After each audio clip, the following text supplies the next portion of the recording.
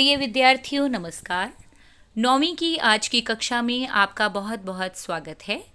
आज मैं आप लोगों को आपका 11वां पाठ समझाने जा रही हूँ, जो एक कविता है झांसी की रानी की समाधि पर।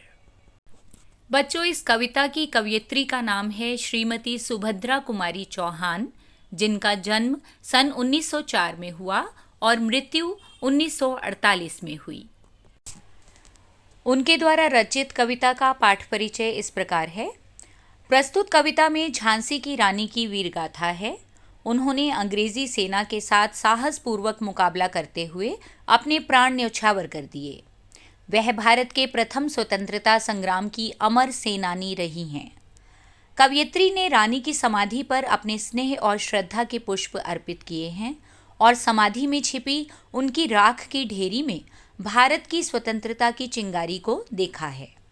बच्चों, यहाँ मैं आपको बताना चाहूँगी कि समाधि कहते हैं उस स्मारक को जो किसी के संस्कार या दफन करने की जगह पर बनाया जाता है। कवित्री को रानी की समाधि अति प्रिय है क्योंकि इसमें वीरांगना की स्मृतियाँ समाई हुई हैं जो हमें सदा प्रेरणा देती रहेंगी। मैं लक्ष्मीबाई हूँ, झांसी की रानी। झांसी को अंग्रेजों के हाथों में नहीं जाने दूंगी। लक्ष्मीबाई का जन्म वाराणसी में 19 नवंबर 1828 को हुआ था। उनका बचपन का नाम मणिकर्णिका था, लेकिन प्यार से उन्हें मनु कहा जाता था। उनकी माँ का नाम भागीरथी बाई और पिता का नाम मोरोपंत तांबे था। मोरोपंत एक मराठी थे और मराठा बाजीराव की सेवा में थे। माता भागीरथी बाई एक सुसंस्कृत, बुद्धिमान और धर्मनिष्ठ स्वभाव की थी। जब मणिकर्णिका 4 साल की थी, उनकी मां का देहांत हो गया।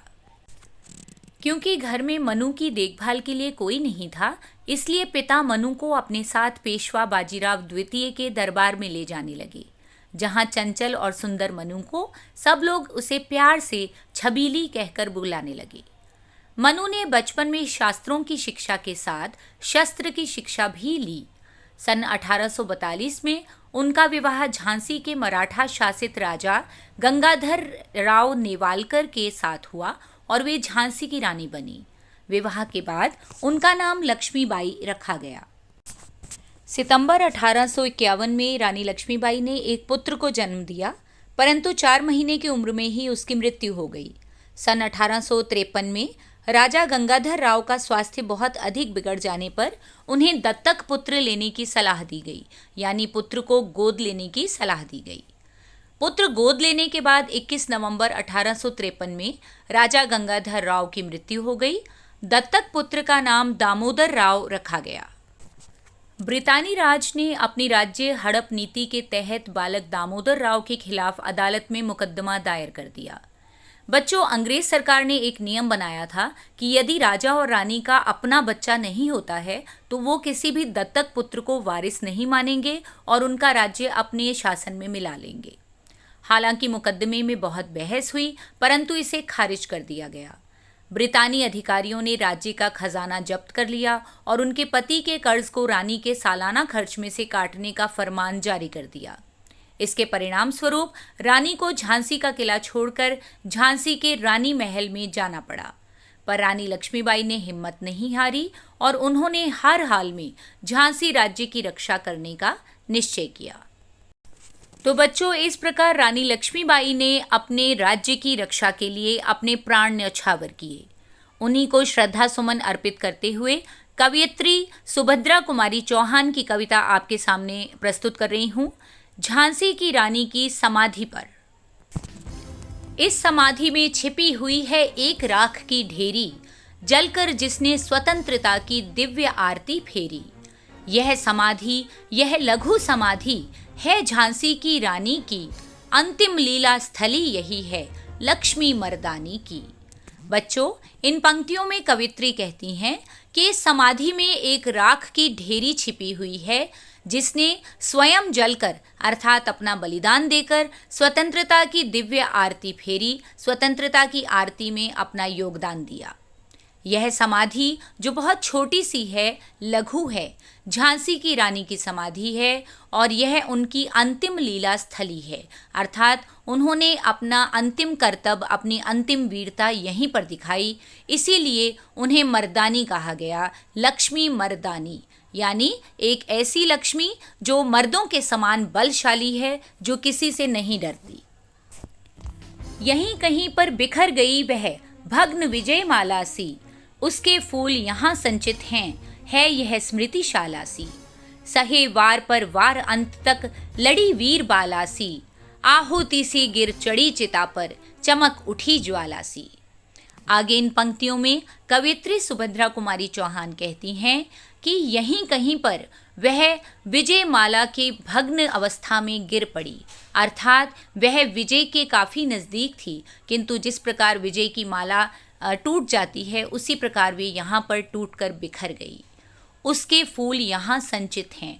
बच्चों, जब मृत्यु के बाद इंसान को जला दिया जाता है तो उसकी अस्थियों को फूल कहा जाता है। उसी के बारे में कवित्री कहती हैं कि उनके फूल यहाँ पर संचित हैं, यहाँ जमा किए हुए हैं, एकत्रित हैं, और यह उनकी स्मृतिशाला है, उनकी यादों का घर है।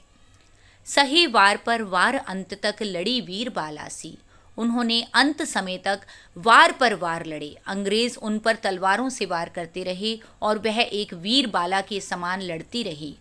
आहुति सी गिर चढ़ी चिता पर चमक उठी ज्वाला सी, और फिर अंत में जिस प्रकार यज्ञ में आहुति दी जाती है उसी प्रकार वे ज्वाला के समान चिता पर चमक उठी, यानी उन्होंने अपने प्राणों की आहुति दे दी। बढ़ जाता है मान वीर का रण में बलि होने से, मूल्यवती होती सोने की भस्म यथा सोने से। रानी से भी अधिक हमें अब यह समाधि है प्यारी, यहाँ निहित है स्वतंत्रता की आशा की चिंगारी। बच्चों, इन पंक्तियों में कवित्री सुभद्रा कुमारी चौहान कहती हैं कि किसी भी वीर का मान सम्मान रण में बलिदान देने से और ज़्यादा बढ़ जाता है, यानी युद्ध में शहीद होने पर किसी भी वीर का सम्मान और ज़्यादा बढ़ता है। जिस प्रकार सोने की भस्म सोने से भी ज़्यादा मूल्यवती होती है, इसी प्रकार हमें रानी से भी ज़्यादा अब उनकी यह समाधि प्यारी है, क्योंकि यहाँ पर स्वतंत्रता की आशा की चिंगारी निहित है। यहाँ पर रानी लक्ष्मीबाई ने सबसे पहले आज़ादी की आशा लोगों को दिखाई थी, और जो बाद में आग की तरह चारों ओर फैली और हमारे देश को आज़ाद करवाया। इससे भी सुंदर समाधियाँ हम जग में हैं पाते, उनकी गाथा पर निशीथ में शूद्र जंतु ही गाते। पर कवियों की अमर गिरा में इसकी अमिट कहानी, स्नेह और श्रद्धा से गाती है वीरों की बानी। बच्चों, अगली पंक्तियों में कवित्री कहती हैं कि हम इस जग में, इस संसार में इससे भी ज़्यादा सुंदर सुंदर समाधियाँ पाते हैं, पर उनकी गाथा, उनकी कथाएं निशीथ में अर्थात अंधकार में केवल आसपास के छोटे जीव जंतु ही गाते हैं, अर्थात लोग वहाँ पर नहीं जाते। परंतु कवियों की अमर गिरा में, कवियों की अमर वाणी में रानी लक्ष्मीबाई की एक ऐसी अमिट कहानी है जिसे स्नेह और श्रद्धा से वीरों की बानी गाती है, अर्थात वीर जो हैं वो बहुत स्नेह और श्रद्धा से रानी लक्ष्मीबाई की वीरता का बखान करते हैं, आज तक उन्हें याद करते हैं। बुंदेले हर बोलों के मुख हमने सुनी कहानी, खूब लड़ी मर्दानी वह थी झांसी वाली रानी। यह समाधि है, चिर समाधि है झांसी की रानी की, अंतिम लीला स्थली यही है लक्ष्मी मर्दानी की। बच्चों, आगे की पंक्तियों में कवित्री कहती हैं कि हमने बुंदेलखंड के हरबोलों के मुख से ये कहानी सुनी थी। बच्चों, बुंदेलखंड में हरबोले एक जाति है जिनका कार्य था राजा महाराजाओं का यशोगान करके अपना पेट पालना। तो उन्हीं के मुख से रानी लक्ष्मीबाई की कहानी इन्होंने सुनी, और खूब लड़ी मर्दानी वह थी झांसी वाली रानी। और मर्दानी नाम दिया गया झांसी की रानी को क्योंकि मर्दों के समान बलशाली और उसी प्रकार हिम्मत और ताकत से झांसी की रानी ने अंग्रेज़ों का मुकाबला किया। यह समाधि, यह चिर समाधि जो हमेशा के लिए बनी हुई है, झांसी की रानी लक्ष्मीबाई की है और यहीं उनकी अंतिम लीला स्थली है, अर्थात उन्होंने अपनी वीरता के जौहर अंतिम समय यहीं पर दिखाए थे। इसीलिए उन्हें लक्ष्मी के साथ साथ मर्दानी का खिताब भी दिया गया। बच्चों, उम्मीद करती हूँ कि झांसी की रानी की समाधि पर कविता आपको अच्छी तरह से समझ आ गई होगी। हम नमन करते हैं ऐसी वीरांगना को जिन्होंने अपनी जान की बाजी लगा दी, लेकिन भारत को स्वतंत्रता की दिशा में एक नया मोड़ दिया।